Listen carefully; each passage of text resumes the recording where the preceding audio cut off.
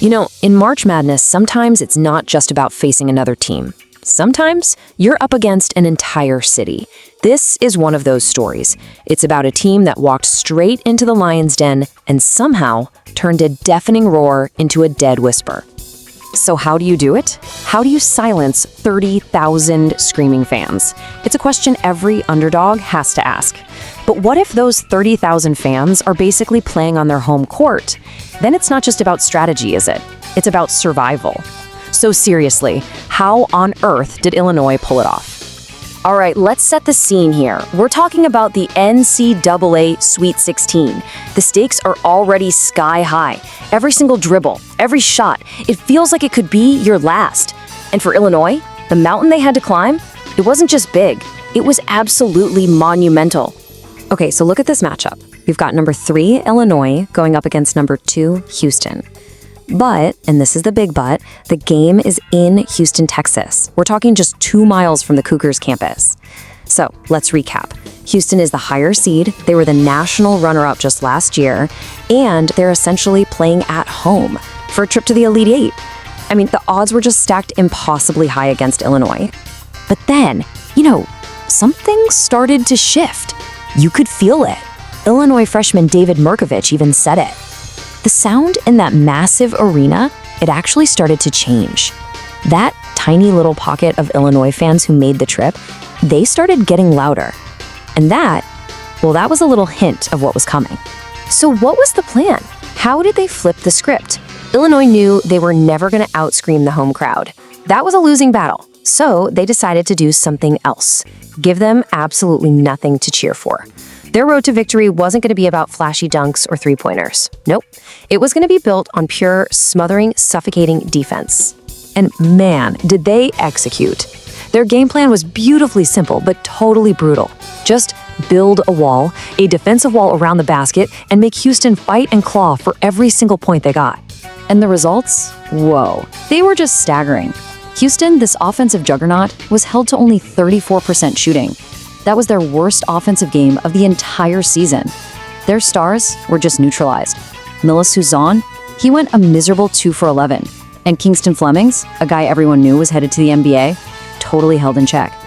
It was, simply put, a defensive masterclass. And according to their coach, Brad Underwood, this wasn't just about being bigger or faster. He said it was all about mental focus. He knew his guys had the size, they had the length. But what really mattered? It was their unbreakable concentration, their absolute commitment to making every single Houston shot a difficult one. That's what changed the game.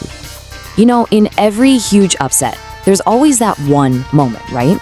That one play where the tide just turns and never comes back. Well, for this game, it wasn't just a moment. It was a full-blown 7-minute earthquake that just ripped through that arena and shook the very foundation of Houston's home court. 17-0. I mean, just let that sink in for a second. For a massive chunk of the second half, Illinois went on a 17-point run.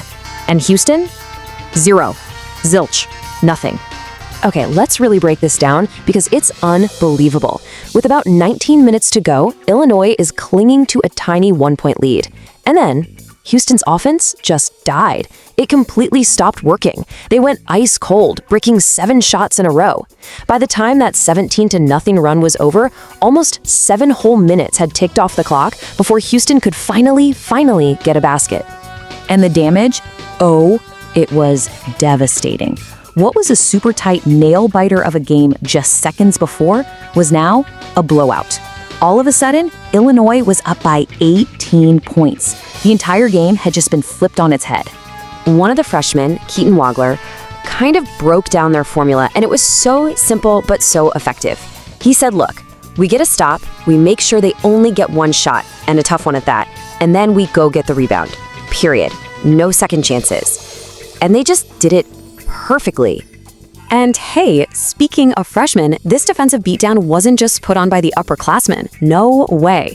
On the absolute biggest stage of their young careers, it was 2 of the team's youngest guys who stepped into the spotlight and delivered performances that were honestly legendary. I mean, just look at these stats. You've got David Mirkovic with 14 points and 10 boards. Then his fellow freshman, Keaton Wagler, puts up 13 points and an incredible 12 rebounds. They both got double-doubles, double digits in 2 major categories, in the biggest game of their lives so far. Now, to put that into perspective for you, this wasn't just a great game. This was literally historic. Mirkovic and Wagler were the first pair of freshman teammates to both get a double-double in the same NCAA tournament game since 1973. We're talking almost 50 years. And this wasn't some happy accident either.